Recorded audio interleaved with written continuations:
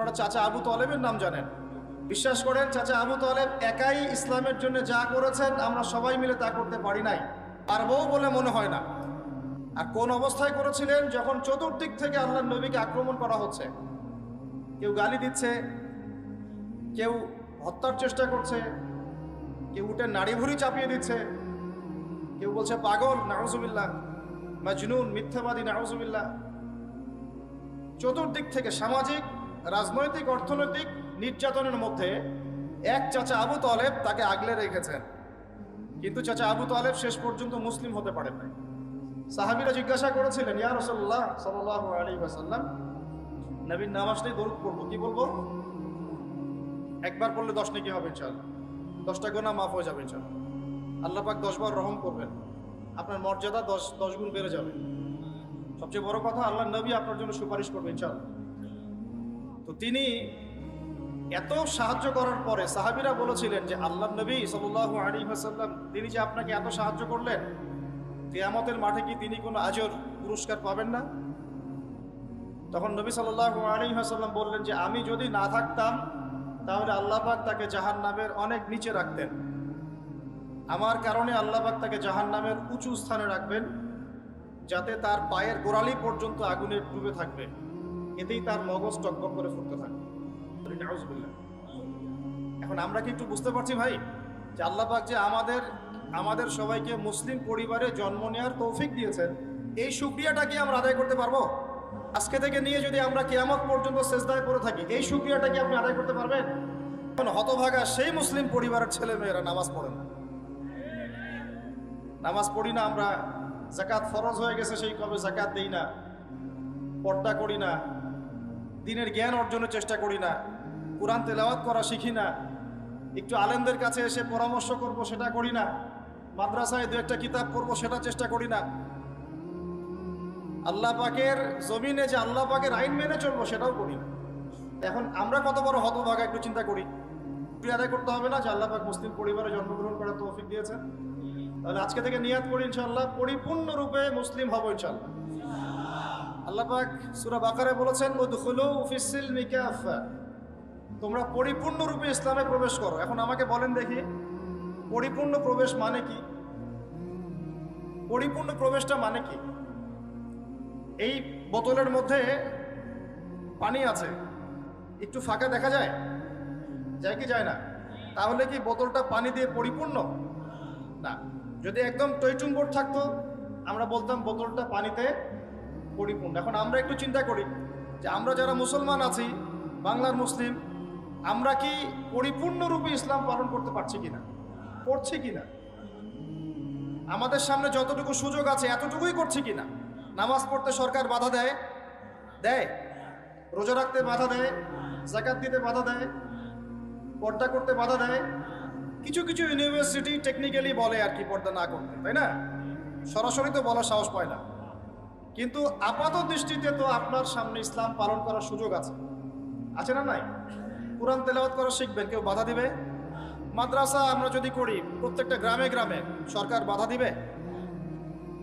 বাধা দিলে তো সে শাসন ক্ষমতায় থাকতে পারবে না, তাই না?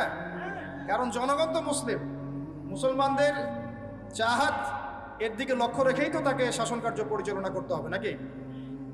এখন আমাদের সামনে যে সুযোগ আছে, এই সুযোগটুকু কি আমরা নিচ্ছি? আমরা কি সবাই মুসলিম, কালিমা পড়া মুসলিম? সবাইকে নামাজ পড়ছি? সবাই কি আমরা সুন্নতের উপর আছি? লেবাস, পোশাক, দাড়ি, টুপি, পাগড়ি, জুব্বা, পর্দা, হিজাব, যাকাত, আমরা কি সবাই যাকাত দিচ্ছি? রমজান মাসে অনেক মুসলমানই রোজা রাখে না। অর্থনৈতিক জীবনে আমরা হারাম খাচ্ছি কিনা, সুদ খাচ্ছি কিনা? সুদ হচ্ছে এখনকার বিশ্বের ফরজ। সুদ হচ্ছে এখনকার বিশ্বে কি ফরজ। এই যে আমি আপনাকে বলছি এই কথাটা, এর মানে এই না যে আমি সুদ থেকে সম্পূর্ণ মুক্ত। আমরা কেউই সুদ থেকে পরিপূর্ণ মুক্ত না। কারণ এই পুরো বিশ্বের অর্থনীতি পরিচালনা করে জায়নিস্টরা। কারা? এই শব্দ থেকে আমি পড়ে আসছি। জায়নিস্ট মানে ইহুদি না, জায়নিস্ট মানে হচ্ছে ইহুদি এবং খ্রিস্টানদের একটা মানে অ্যালায়েন্স বোঝেন কিনা? মানে মিত্রতা। ইহুদি এবং খ্রিস্টানদের মধ্যে এক শ্রেণীর ইহুদি, এক শ্রেণীর খ্রিস্টান। সব ইহুদি সব খ্রিস্টান নয়, ভালো করে বুঝবেন। ইহুদি এবং খ্রিস্টান জাতির মধ্যে এক শ্রেণীর ইহুদি, এক শ্রেণীর খ্রিস্টান, এরা মিলে একটা অ্যালায়েন্স করেছে, এর নাম জায়নিস্ট মুভমেন্ট। আর এই জায়নিজম নামটা নেওয়া হয়েছে একটা পাহাড়ের নাম থেকে। সুলাইমান আলাইহিস সালাম যেই পাহাড়ে টেম্পল নির্মাণ করেছিলেন, সেকেন্ড টেম্পল যেটা আমরা বলি, ওটাকে তারা এখন থার্ড টেম্পল বানানোর চেষ্টা করছে। ওই পাহাড়ের নাম ছিল জায়ন। ওখান থেকে এই মুভমেন্টের নাম হয়েছে জায়নিজম বা জায়নিস্ট মুভমেন্ট। আমরা আমাদের ইতিহাস ভুলে গেছি, কিন্তু তারা তাদের ইতিহাস ভুলে যায় নাই। তাদের উদ্দেশ্য হচ্ছে শুধু গাজা দখল করা নয়, তাদের উদ্দেশ্য হচ্ছে পুরো হোলি ল্যান্ডটা দখল করা। হোলি ল্যান্ডটা কি? নীলনদ থেকে ফোরাত নদী পর্যন্ত যত জায়গা আছে সবগুলোই হোলি ল্যান্ড। নীলনদ থেকে ফোরাত নদী পর্যন্ত এই পুরো জায়গার নাম হচ্ছে হোলি ল্যান্ড। মনে থাকবে, river Nile, from river Nile to river Euphrates, নীলনদ থেকে নিয়ে ফোরাত নদী পর্যন্ত এই যে পুরো জায়গাটা, এর নাম হলো কি? হোলি ল্যান্ড, পবিত্র ভূমি। এই পুরো জায়গাটা দখল করাই তাদের প্ল্যান। গাজা দখল করা তাদের প্ল্যান নয়, শুধু এটাই দখল তারা করতে চায় না। এখানকার সব মুসলিমকে যদি তারা মেরে রক্তাক্ত করে বোমা দিয়ে উড়িয়েও দেয়, আগামীকাল তারা থেমে থাকবে না, যতক্ষণ পর্যন্ত না পুরো হোলি ল্যান্ড তারা দখল করছে। আর এই কথাগুলো আমাদের মুসলিমদের মধ্যে আমার মনে হয় 90%ই জানে না।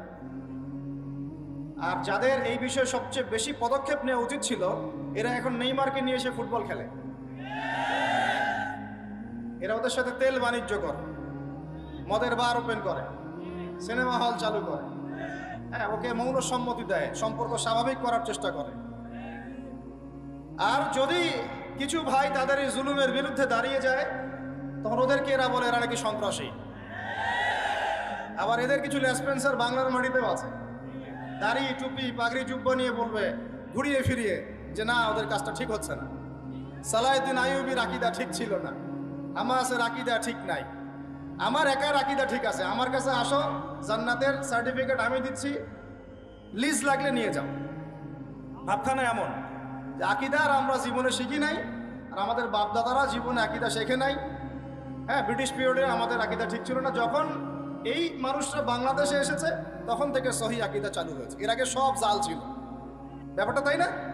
লেসপেন্সার কেন বললাম? যেখানেই মুসলিম ভাইরা জালেমের এগেনস্টে জিহাদ করেছে, তাদেরকে এরা খারেজি বলেছে। যারা 20 বছর এই জালেমদের বিরুদ্ধে যুদ্ধ করেছে আমাদের পাশেই খোরাসানে, তাদেরকেও তারা খারেজি বলতে ছাড়ে না, সন্ত্রাসী বলতে ছাড়ে না। আমি আপনাদেরকে একটা কথা বারবার বলি, বিগত কয়েক বছর থেকে বলেছি, এখন আরো ভালো করে বলছি, শুনেন। আপনি উম্মার শান্তিপূর্ণ অবস্থায় ইমানদার আর মুনাফিক চিনতে পারবেন না।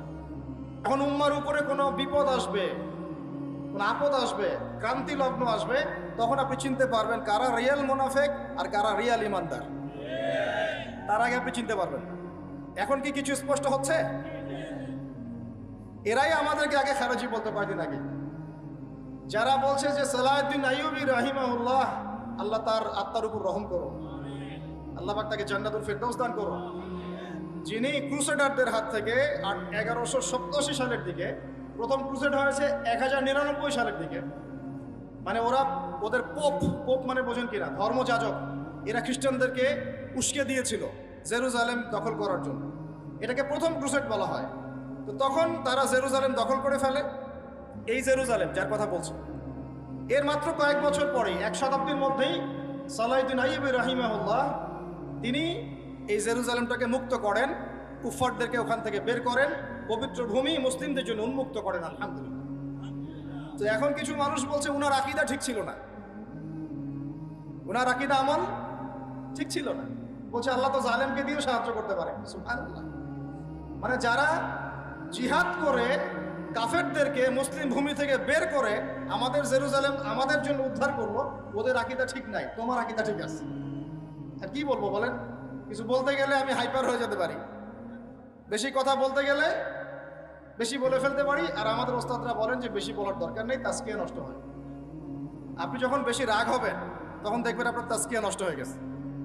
বুঝতে পারছেন না কথা? কিন্তু কিছু কিছু ক্ষেত্রে তো বলতে হয়। মূল কথাটায় আসছি, যে এই বিশ্বের যেখান থেকে আমি এই জায়গায় চলে আসলাম, আমি আবার এদিকে ঘুরে আসবো ইনশাআল্লাহ। এই বিশ্বে এখন সুদটা ফরজ হয়ে গেছে। কারা ফরজ করেছে? এই জায়নিস্টরাই। ওয়ার্ল্ড ব্যাংক কাদের? জায়নিস্টদের। IMF কাদের আন্ডারে? জায়নিস্টদের আন্ডারে। ফেডারেল রিজার্ভ ব্যাংক কাদের আন্ডারে? জায়নিস্টদের আন্ডারে। স্টেট অফ ইসরায়েল কাদের আন্ডারে? জায়নিস্টদের আন্ডারে। ইউনাইটেড নেশনস কাদের আন্ডারে? জায়নিস্টদের আন্ডারে।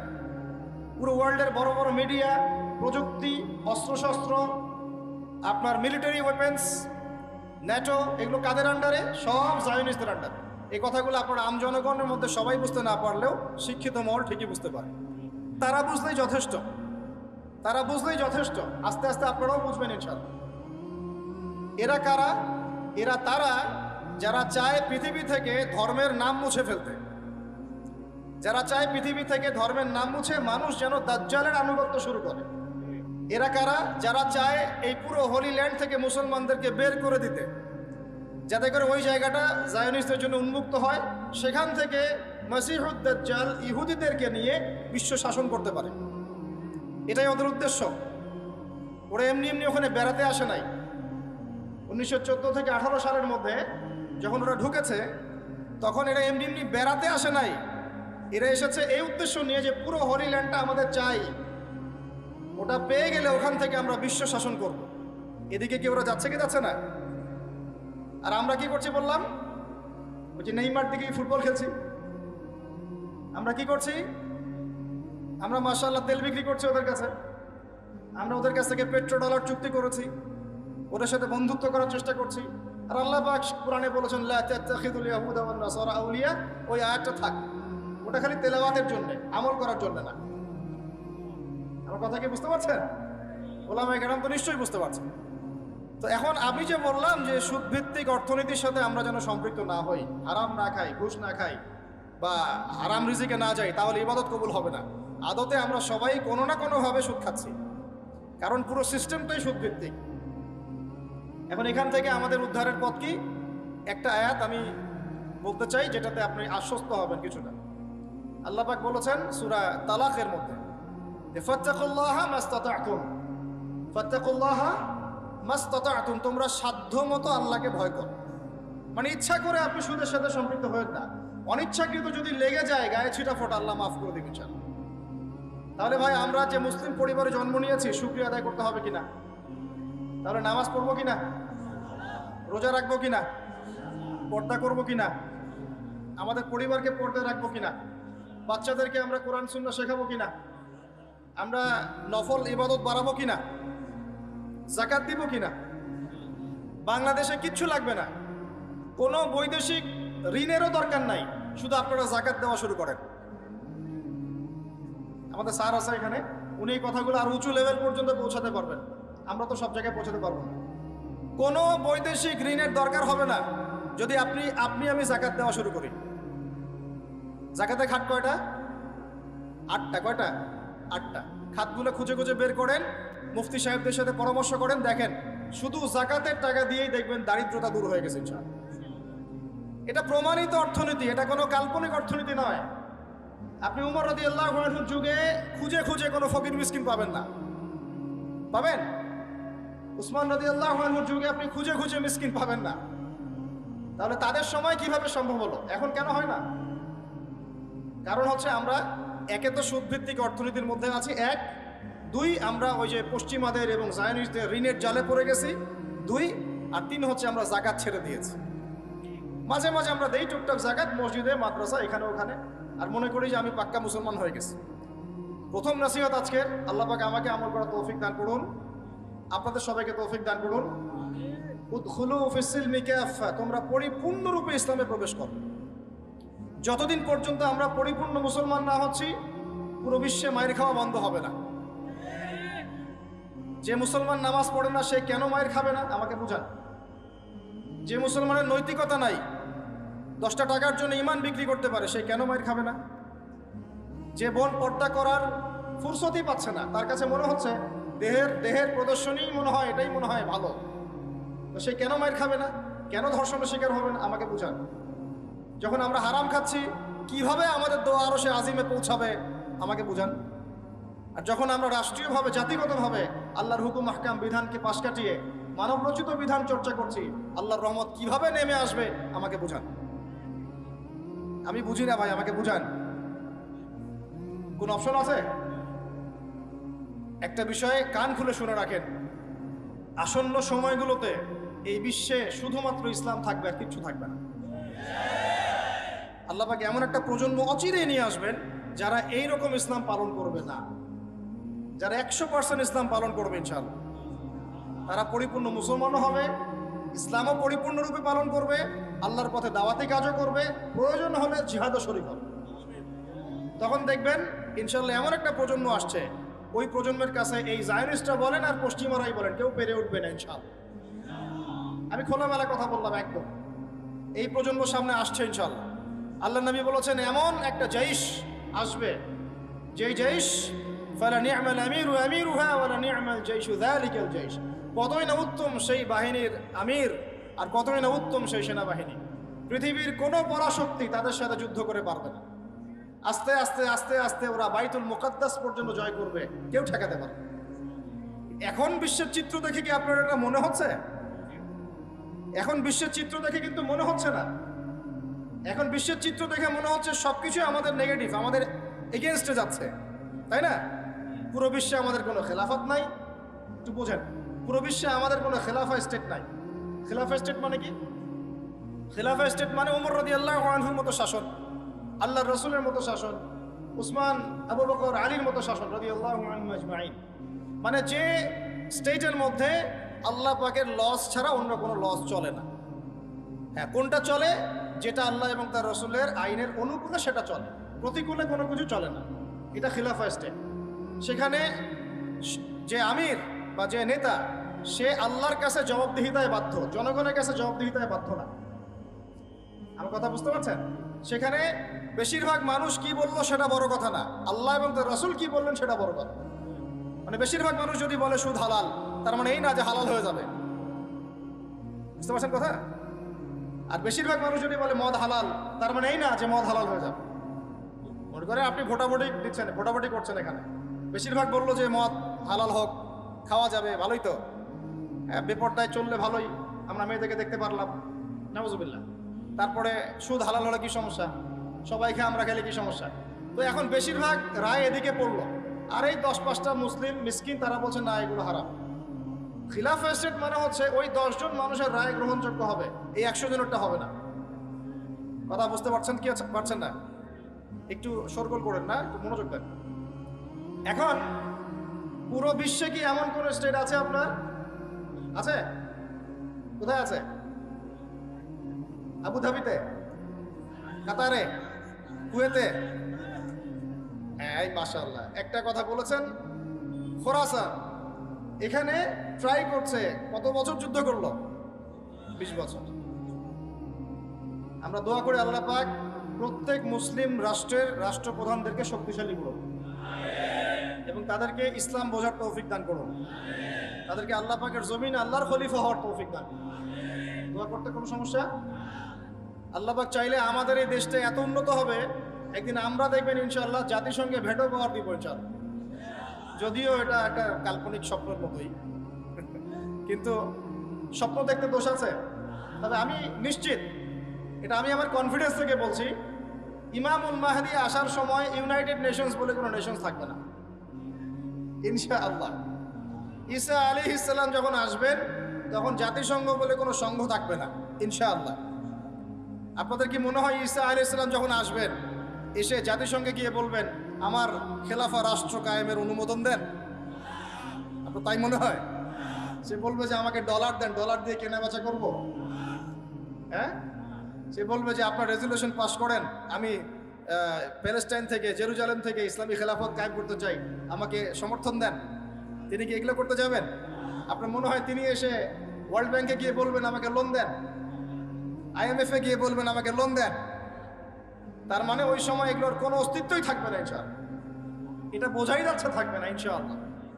এখন কথা শোনেন, সারা ওয়ার্ল্ডের অবস্থাটা একটু দেখেন, আমাদের অবস্থা দেখেন। আমাদেরকে এরকম কোনো খিলাফা স্টেট আছে? নাই। শেষ হয়ে গেছে কত সালে? 1914 সালে। কত সালে? তার আগ পর্যন্ত কিছু কিছু জায়গায় এটা ছিল। 14 সালে ধ্বংস হলো কার হাতে? ব্রিটিশদের হাতে। কার হাতে? আর ভিতর থেকে কিছু মুনাফিক কাজ করেছে, নাজদিরা। এই নাজদিরা ব্রিটেনের সাথে হাত মিলিয়ে জেরুজালেম দখল করে এটাকে ইহুদিদের হাতে তুলে দিয়েছে। খুশি হলেন? ব্রিটেন এটা দখল করে কিন্তু নিজে সেখানে থাকে নাই, সে ওটা দখল করে ইহুদিদের জন্য খুলে দিয়েছে। আর আপনাদেরকে জানিয়ে রাখি, এই ঘটনার 2000 বছর আগ পর্যন্ত এই ইহুদিরা এখানে ঢুকতে পারে নাই। কত হাজার বছর? 2000 বছর পর এই ঘটনা ঘটেছে।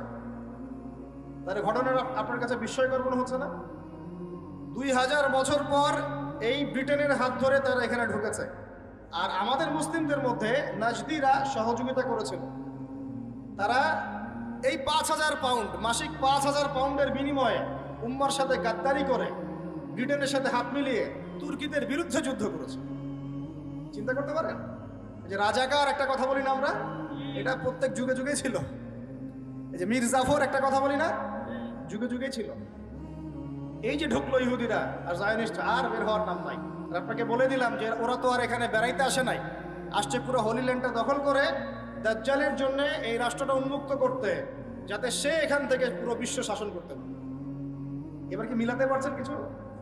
এবং এই বিগত প্রায় 100 বছরে হয়তো এমন কোনো দিন নাই যেদিনে তারা কোনো ফিলিস্তিনি মুসলিমকে নির্যাতন করে নাই, বাড়িঘর থেকে উৎখাত করে নাই, জমি দখল করে নাই, বাচ্চাকে হত্যা করে নাই, মা বোনকে ধর্ষণ করে নাই। হয়তো এমন কোনো দিনই না। আর পরিসংখ্যান কি, এটা আপনারা গুগলে সার্চ করলে বের করতে পারবেন। জুলুমের পরিসংখ্যান কি আপনারা গুগল সার্চ করে বের করতে পারবেন। এই তো অক্টোবরের এই মাস ধরে চলছে, এই মাসেই তো অলরেডি 7 থেকে 8 হাজার মানুষকে তারা মেরে ফেলে নাই? চতুর্দিক থেকে মানুষ তামাশা দেখছে। মনে করেন এখানে আমরা বসবাস করছি, এদিকেও জায়গা নাই, এই যে বর্ডার বন্ধ, এটা মিশরের বর্ডার, এটা বন্ধ। ওইদিকে ইসরায়েল দখল করে রাখছে, ওইদিকেও যাওয়ার জায়গা নেই। আমরা এইটুকু জায়গায় থাকি, এইটুকু জায়গায় থাকে 22 লক্ষ মানুষ। কত লক্ষ ভাই? আর এখানে স্থল অভিযান চালানোর মতো সৎসাহস ওই ইসরায়েলি সেনাবাহিনীর নাই। এই কারণে ওদের দেশ থেকে মিসাইল ছুটছে, আর এখানকার বিল্ডিংগুলো একটা একটা করে ধসে পড়ছে। আর একদিনেই 600 শিশু মরে শেষ। একটা মায়ের আর্তনাদ দেখলাম, বাচ্চাটা জন্মই নাই, মায়ের পেটের মধ্যেই শহীদ হয়ে গেছে। সুবহানাল্লাহ। এই ঘটনা নতুন না। আর এখন যদি এই জায়গায় এমন কোনো আক্রমণ হয় আর আপনারা যদি অস্ত্র হাতে নিয়ে প্রতিহত করেন, তাহলে আপনারা কি সন্ত্রাসী হয়ে যাবেন? যে আপনাদের বিপক্ষে কথা বলবে সে কত বড় মুনাফিক, তাহলে আপনি চিন্তা করেন। যাদের এলেম কালাম নাই তারা না হয় বলে বুঝলাম, দাড়ি টুপিওয়ালা আলেম কেমন করে কথা বলতে পারে? একজন দাড়ি টুপিওয়ালা আলেম যার কাছে কোরআন সুন্নাহর জ্ঞান আছে, সে কিভাবে এর বিরোধিতা করবে? এরপরেও আপনাদের চিন্তা বাকি আছে ইমানদার কারা, মুনাফিক কারা? আল্লাহ শুকরিয়া যে আল্লাহ পাক মাঝে মাঝে এমন কিছু ঘটনা ঘটান পৃথিবীতে যার ফলশ্রুতিতে সত্য মিথ্যা একদম আলাদা হয়ে যায়। এদের কাছে ইসলাম শেখার দরকার নাই। বাংলাদেশে বহু বরেণ্য ওলামায়ে কেরাম আছে, তাদের পদধ্বনি নেন, পায়ে ধুলা নিয়ে ইসলাম শেখেন। আমি একটা জিনিস লক্ষ্য করছি, বাংলাদেশের নির্দিষ্ট একটা ঘরানার মধ্যে এই ধরনের আলেমদের সংখ্যা বেশি। সব ঘরানায় না, একটা নির্দিষ্ট ঘরানার মধ্যে। কেন এই ঘরানার মধ্যে, এটাও চিন্তা করে বের করার চেষ্টা করলাম। কারণ ওই ঘরানার মানুষরা ভিতরে ভিতরে মাশাআল্লাহ একটা জিহাদি জজবা লালন করত। আমাদের ওলামায়ে দেওবন্দ ব্রিটিশ পিরিয়ডে যা যা করেছে এটা তো আপনারা জানেনই। ওই ঘরানার ভিতরে এমন কিছু মানুষ মানে দিন দিন তৈরি হচ্ছিল যারা দাওয়াত, জিহাদ, একামতে দিন এই কনসেপ্টগুলো লালন করত। তো টেকনিক্যালি ওই ঘরানার মধ্যে এমন কিছু মুনাফিক মার্কা দাড়ি টুপিওয়ালা ঢুকিয়ে দেওয়া হয়েছে যে ওই ঘরানার মানুষদের, ওই ভাইদের জন্য ইমানটা নষ্ট হয়েছে। তোমাদের জন্য আফসোস, তোমরা বুঝতে পারলা না যে সে তোমার বন্ধু না, তোমার শত্রু। সে তোমার আকীদা বিশুদ্ধ করতে আসে নাই, তোমাকে মুনাফিক বানাতে এসেছে। আকীদা শেখার অনেক বড় বড় শায়েখ আছে বাংলার মাটিতে, ওইখানে এসে শিখো। এমন আকীদা শিখতে যায় না যাতে ইসলাম থেকেই বের হয়ে চলে যায়। জালেমদের পক্ষ নিতে হয়, মাজলুমের বিপক্ষে কথা বলতে হয়, এমন আকীদা শেখার দরকার। আমার কথা কি বুঝতে পারছেন? এর চেয়ে খোলামেলা বলা সম্ভব না। সমাজদার কে লিয়ে সেটা কাফি বুঝে নেন। মূল কথা হচ্ছে সত্যি কথা হচ্ছে আমরা এখন একটা কোণঠাস অবস্থা আছে কি নাই? ওয়ার্ল্ডের মধ্যে আপনার এরকম কোনো জায়গা নেই। আমি বোঝালাম এই জায়গায় যদি এত ঘনবসতি থাকে, মা বোনরা থাকে, শিশুরা থাকে, এদিকে বর্ডার বন্ধ, ওইদিকে ইসরায়েলি আগ্রাসন, তার মধ্যে আপনার পানি নাই, ইলেকট্রিসিটি নাই, খাবার নাই, আর আমি যে আপনাকে কিছু ত্রাণ পৌঁছাবো সেই সুযোগও নাই। একটা বিমান যে হায়ার করে আপনার কাছে গিয়ে ওখানে ল্যান্ড করে ত্রাণ দিব, সেই সুযোগ আমার কাছে নাই। চতুর্দিকে আমার চারপাশে প্রায় 12টা মুসলিম কান্ট্রি আছে। সৌদি আরব আছে, কাতার, কুয়েত, জর্ডান, লেবানন সবই আছে। ইরান মাঝে মাঝে অস্ত্র দিয়ে সাপোর্ট দেয়, হিজবুল্লাহ মাঝে মাঝে অস্ত্র দিয়ে সাপোর্ট দেয়। দ্যাটস অল, এতটুকুই। আর মাঝে মাঝে যখন এখানে বোমা হামলা করা হয়, নির্বিচারে মানুষকে হত্যা করা হয়, তারপরে কিছু ত্রাণ পাঠায় জাতিসংঘ দেখানোর জন্য যে আমরা তোমাদেরকে খাওয়াই। তো এখন বলেন, এই মানুষগুলোর দুঃখ দুর্দশা আমরা কি আসলে বুঝতে পারছি? উম্মার অবস্থা কখনো এমন ছিল না, আল্লাহর কসম করে বলছি, উম্মার অবস্থা কখনো এমন ছিল না। চতুর্দিক থেকে মানুষ যেন গ্যালারিতে বসে ওদের মৃত্যু দেখতেছে, মজা করতেছে। গ্যালারিতে বসে ফুটবল খেলা মানুষ যেমন করে দেখে, এইভাবে আরবের রাষ্ট্রের নেতারা বসে বসে ওদের মৃত্যু দেখতেছে। বাংলাদেশের মতো ছোট দেশ যে সাহসটা দেখায়, ওরা সেই সাহস দেখাতে পারে না। ওয়াল্লাহি আল্লাহর কসম, যদি আমরা মুসলিম কান্ট্রি হতাম এবং আমাদের যদি এরকম অস্ত্রশস্ত্র শক্তি সামর্থ্য থাকতো, আমরা ওদের বিপক্ষে জিহাদের সৈন্য পাঠাতাম ইনশাআল্লাহ। আমি অনুরোধ করব, রিকোয়েস্ট করব, যদি আমাদের সরকারের প্রশাসনের ওই ক্ষমতা থাকে, তারা যেন এই জালেমদের বিরুদ্ধে আমাদের পক্ষ থেকে সৈন্য পাঠায় ইনশাআল্লাহ। না পাঠায় নাই, আপনার সে সামর্থ্য নাই, দোয়া তো করতে পারেন, তাহাজ্জুদে দাঁড়িয়ে দোয়া তো করতে পারেন, এই ব্যথা তো অনুভব করতে পারি।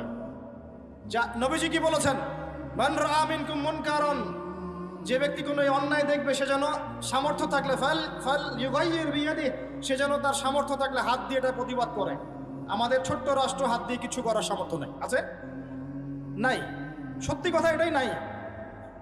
তাহলে আমরা কি করব? ওয়াইলাম ইয়াস্তাতি, সে যদি না পারে, ফাল ইউগাইয়ির বিলিসানিহি, সে যেন তার মুখ দিয়ে প্রতিবাদ করে। এইটুকু আমাদের করার ক্ষমতা নাই? আপনারা ইউনাইটেড নেশনসের হিস্ট্রি পড়েন, ওখানে এক একজন রাষ্ট্রনেতাকে 15 মিনিট বক্তব্য দেওয়ার সুযোগ দেওয়া হয় সাধারণ পরিষদে। কত মিনিট? একদিন বক্তব্য দিতে উঠেছে ফিডেল ক্যাস্ট্রো, নাম শুনেছেন? আমাদের পলিটিশিয়ানরা খুব ভালো করে জানে ফিডেল ক্যাস্ট্রো। উনি কিউবার প্রেসিডেন্ট ছিলেন, উনি কিন্তু মুসলিম ছিলেন না। মুসলিম না থাকার পরেও তিনি যে সাহস দেখিয়েছেন, এটা অবশ্যই প্রশংসনীয়। আমাদের এখানে কমিউনিস্ট মুভমেন্টের সাথে অনেকে জড়িত আছেন না? আপনারা বাংলা ভাষা কি বলে, বামদল বলেন, তাই না? ফিডেল ক্যাস্ট্রোর আদর্শ তারা অনেকে ফলো করে। আমি কোনো পলিটিক্যাল পার্টি করি না, আপনারা খুব ভালো করে জানেন। আমি না কোনো সরকার দলীয় কেউ, না বিরোধী দলীয় কেউ, আমি নিউট্রাল জায়গা থেকে কথা বলছি। ফিডেল ক্যাস্ট্রো ওই সময় জাতিসংঘে দাঁড়ালেন, দাঁড়িয়ে 15 মিনিটের জায়গায় 15 মিনিট তার সময় ছিল, বক্তব্য দিয়েছেন 4.5 ঘন্টা। কত ঘন্টা? আমি কালকে ভাবছি এগুলো স্টাডি করতে গিয়ে, 4.5 ঘন্টা লোকটা কি বললো, কিভাবে এতক্ষণ কথা বললো, পানি না খেয়ে অনর্গল কথা বলতেই আছে। কাউকে পরোয়া করেন, একদম মুখের উপর যা বলার বলে দিয়েছে। আর একদিন এই লাস্ট পাকিস্তানের প্রাইম মিনিস্টার, যাকে ক্ষমতাচ্যুত করা হলো, কি নাম, ক্রিকেটার ছিলেন ইমরান খান, উনিও দাঁড়িয়ে 15 মিনিটের জায়গায় 50 মিনিট বক্তব্য দিয়ে দিল, মুখের উপর কথা বলে দিল। আরেকজন লিবিয়ার প্রেসিডেন্ট ছিলেন, নাম শুনেছেন? গাদ্দাফি, নাম শুনেছেন না? 15 মিনিটের জায়গায় 1.5 ঘন্টা বক্তব্য দিয়েছে। এবং সে বলেছিল যে মধ্যপ্রাচ্যে যতক্ষণ পর্যন্ত ইসরায়েলের মতো রাষ্ট্র আছে, সন্ত্রাসীর দরকার নাই। কে বলেছিল? এই ব্যাস নাই, তাকে গায়েব করে ফেলা হলো। কারণ যেই হক কথাটা বলবে তার ভাগ্যে শাহাদাত আছে ইনশাআল্লাহ। এখন আপনারা চান কি না? ফাইলাম ইয়াস্তাতি ফাবিলিসানি, আপনি না পারলে আপনাকে জবান দিয়ে বলতে হবে। বলার সময় আমরা হিকমার সাথে বলবো, তবে হক কথাটা বলবো। আর যদি আপনি যদি মুখ দিয়েও বলতে না পারেন ফাবিকলবিহি, তাহলে অ্যাটলিস্ট অন্তর থেকে ঘৃণা তো করতে হবে। আর চতুর্দিক থেকে আরবরা বসে বসে ওদের মৃত্যু দেখতেছে, এটা কি মনের ঘৃণার পর্যায়ে পড়ে? আল্লাহ নবী সাল্লাল্লাহু আলাইহি ওয়াসাল্লাম বলেন, ফাবিযালিকা আদআফু মিনাল ঈমান, এটা ঈমানের সবচেয়ে নিম্ন অংশ। এই অন্যায় জুলুম দেখে যার মন কাঁদছে না, ইমানের সাথে তার কোনো সম্পর্ক নাই। আল্লাহর কসম, তার ইমানের সাথে কোনো সম্পর্ক নেই। কিভাবে আপনি আর আমি এই বাচ্চাগুলোর মৃত্যু দেখতে পারি? আমরা তো এত ছোট রাষ্ট্র হওয়ার পরেও লক্ষ লক্ষ রোহিঙ্গাকে জায়গা দিয়েছিলাম, তাই নাই? আমাদের ভাইরা 10 টাকা 5 টাকা 20 টাকা করে তুলে ওদেরকে খাইয়েছে, ত্রাণ দিয়েছে, সরকার সহযোগিতা করেছে, বিভিন্ন এনজিও কাজ করেছে, করে নাই? আর তোমরা এত বড় বড় মুসলিম কান্ট্রি আমাদের ভাইদেরকে জায়গা দিতে পারলো না? তোমরা ওদেরকে এই অবরুদ্ধ একটা জায়গায় 22 লক্ষ মানুষকে বোমের খোরা খাওয়ার জন্য ছেড়ে দিলা। আল্লাহ পাক তোমাদেরকে তেল দিয়েছিল, কোন ভাষায় বলবো আমি বুঝতে পারি না। আল্লাহ পাক এদেরকে তেল দিয়েছে, তেল, অয়েল, ব্ল্যাক গোল্ড। সবাই মিলে যদি বয়কট করে দেয়, ওদের একটা যুদ্ধ বিমানও ফ্লাই করবে না ইনশাআল্লাহ। তেল ছাড়া কিচ্ছু করতে পারবে না ওরা। বাদশাহ ফয়সাল, সৌদি আরবের প্রাক্তন রাজা ছিলেন, বাদশাহ ফয়সাল রাহিমাহুল্লাহ বলবেন, ওই একমাত্র সাহসী একজন নেতা দেখেছিলাম 1973 দিকে অয়েল বয়কট করে দিয়েছে। তেল দিব না, যা কি করার কর, যা তেল বন্ধ। তেল ছাড়া আপনি ইলেকট্রিসিটি পাবেন না, মিসাইলস উড়বে না, বিমান ফ্লাই করবে না, মিলস ইন্ডাস্ট্রিজ কারখানা চলবে না। একটা বছর যদি ওদেরকে কেউ তেল না দেয়, দেখবেন পায়ে নতজানু হয়ে আমাদের কাছে ক্ষমা চাবে ইনশাআল্লাহ। বিশ্বাস করেন, আস্তে আস্তে ওরা এই নিয়ন্ত্রণগুলো নিয়ে নিয়েছে। ওরা এই হোলি ল্যান্ড দখল করার আগে তার চারপাশে তাদের মন গড়া শাসকদেরকে বসিয়েছে। ওরা এই হোলি ল্যান্ডটাকে দখল করার আগে নিজেদের, বলে না, নিজেদের রেসের ঘোড়া, এই ঘোড়াগুলোকে যার যার জায়গায় বসিয়েছে। একটা এক্সাম্পল দিই আপনাদেরকে। আপনারা জানেন না যে তালেবানদের উপর হামলা করেছিল এই যে ইউএসএ, মনে আছে আপনাদের? কোন মাটি ব্যবহার করে করেছে বলেন দেখি? এক্স্যাক্টলি পাকিস্তান। আর পাকিস্তানের মাটি ব্যবহার করে যদি ওদেরকে বোম্বিং করতে হয়, তাহলে ওইখানে আমার এমন একটা গভর্নমেন্ট লাগবে যে আমার মতো করে কথা বলে, যে আমার অনুকূলে, আমার বাঁধা কুকুর, বুঝেন নাই, যে আমার পোষা কুকুর। না হলে তো মাটি ব্যবহার করতে দিবে না, তাই না? তো প্রথমে এই 9/11-এর পরে তালেবানদেরকে আক্রমণ করার আগে ওরা ওখানে পারভেজ মোশাররফকে বসিয়েছে, যাতে ওই জায়গাটা ব্যবহার করে ওখানে বোম্বিং করতে পারে। এইভাবেই হোলি ল্যান্ডটাকে দখল করার জন্যে ওরা ওদের পোষা কুকুরদেরকে ডানে বামে বসিয়েছে, যাতে আমি মারবো, ওরা কিছুই করতে পারবে না, তামাশা দেখবে খালি। এটাই হচ্ছে এখন। এরা সবাই এতটুকু বলতে পারবে যে আমরা খুব উদ্বিগ্ন, এই বিষয়টা মানবতা বিরোধী অপরাধ, আমরা শান্তি চাই, এতটুকুই, বক্তব্য শেষ, ফুল স্টপ। কিচ্ছু করতে পারবে না। সবাই মিলে একটা টেবিলে বসে একটা জোট গঠন করা যায় না?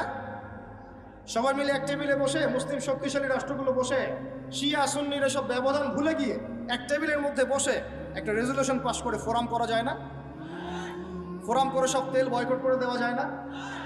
একটা সব রাষ্ট্র থেকে শক্তিশালী মিলিটারি ফোর্সগুলোকে নিয়ে একটা অনন্য একটা ফোর্স গঠন করা যায় না? সম্ভব না এগুলা? আমি কি বলবো আমি জানি না, কিভাবে বললে আপনারা বুঝবেন তাও জানি না, আর আমিও জানি না এসব বলে কি হবে। আমি শুধু চাই আপনাদের মধ্যে একটা সচেতনতা তৈরি হোক, যাতে আপনারা আপনাদের পরিবার এবং পরবর্তী প্রজন্মকে বোঝাতে পারেন যা পৃথিবীতে চলছে এগুলো জুলুম। এই জুলুমের অবসান অচিরেই ঘটবে যখন আল মাহদি আসবেন এবং ব্ল্যাক ফ্ল্যাগস, কালো পতাকাধারী বাহিনী বের হবে ইনশাআল্লাহ। যুদ্ধ করতে করতে করতে করতে এরা বাইতুল মুকাদ্দাস পর্যন্ত জয় করবে। তোমরা আবার ওটাকে আইএসআইএস মনে করো না, ওদের মধ্যে অনেক ষড়যন্ত্র আছে। ইহুদিরা অনেক চালাক, ওরা কোরআন সুন্নাহ ঘাটাঘাটি করে আমাদের চেয়ে বেশি, কথা বুঝতে পারছেন? ওরা আবার ইচ্ছা করে কিছু মানুষ তৈরি করে, ওরা ইচ্ছা করে কিছু মুসলমানকে ট্রেনিং দেয়, যাতে করে এই মুসলমানদেরকে দিয়ে এমন কিছু করাবে, ওই ইস্যুটাকে কাজে লাগিয়ে আবার ব্যাপক বোমা হামলা চালায়। খুব সতর্ক, সাবধান। আসবে, আল্লাহর বাহিনী আসবে, যখন আসবে আপনারা এমনিই বুঝতে পারবেন ইনশাআল্লাহ, ঠিক আছে? আর আমরা আমাদের পরবর্তী প্রজন্মকে বোঝাবো, জানাবো যে ইনশাআল্লাহ অচিরেই সেই বাইতুল মুকাদ্দাস আমাদের হতে যাচ্ছে ইনশাআল্লাহ। বলেন দেখি, এক টেবিলে বসা সম্ভব ছিল না? ফোর্স গঠন করা সম্ভব ছিল না? অয়েল বয়কট করা সম্ভব ছিল না? ওদের সবগুলো পণ্য ঘোষণা দিয়ে বয়কট করা সম্ভব ছিল না? ওদের সব রাষ্ট্রদূতদেরকে বহিষ্কার করা সম্ভব ছিল না? ওদেরকে ডেকে নিয়ে থ্রেট দেওয়া সম্ভব ছিল না? ওদের সাথে দুইটা ভাষায় কথা বলা যায়। এক, শান্তির ভাষা, যদি শান্তির ভাষা চায় একটাই শর্ত আমাদের। শর্তটা কি? এই পুরো প্যালেস্টাইন জেরুজালেম থেকে তোমরা বের হয়ে পশ্চিমা সভ্যতায় চলে যাবে, এখানে থাকতে পারবে না। যেখান থেকে আসছো ওইখানে চলে যাবে। তোমাদের প্রতি আমেরিকা এত মহব্বত, তাহলে ওদের দেশে তোমাদেরকে জায়গা দেয় না কেন? তোমাদের প্রতি পশ্চিমাদের ব্রিটেনদের এত মহব্বত, তাহলে ওখানে তোমাদেরকে জায়গা দেয় না কেন? আমাদের দেশে কেন? আমাদের হোলিল্যান্ডে কেন? বাইতুল মুকাদ্দাসে কেন? কেন? উত্তরটা আপনি আমার কাছ থেকে শোনেন। বিকজ তারা ওখানে দাজ্জালের শাসন প্রতিষ্ঠা করতে চায়। আপনি দাজ্জালের কনসেপ্ট না বুঝলে শেষ জামানা বুঝতে পারবেন না। দাজ্জাল ওই জায়গা থেকেই দেখবেন যে পুরো বিশ্বকে শাসন করা শুরু করেছে, এবং ও যখন বিশ্বকে শাসন করবে এই ইহুদিদেরকে নিয়েই করবে। এবং এই ইহুদিদের থাকার জায়গা ছিল না, এখন জায়গা হয়েছে। রাষ্ট্র ছিল না, রাষ্ট্র হয়েছে। রাজধানী ছিল না, রাজধানী হয়েছে। পুরো বিশ্বের সুপার পাওয়ার তারা হয়ে গেছে অলরেডি। এখন আপনি অপেক্ষা করে বসে আছেন কবে দাজ্জাল আসবে। যারা অন্ধ কানা অন্তর্দৃষ্টিহীন মানুষ তারা অপেক্ষা করে বসে থাকতে পারে, আমরা অপেক্ষায় বসে নাই।